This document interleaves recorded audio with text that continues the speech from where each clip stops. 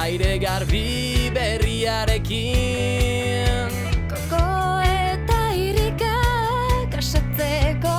elkarrekin Bihotzetik ezpainetara hitzak doaz mara-mara Gure hizkuntzaren bidean elkarrekin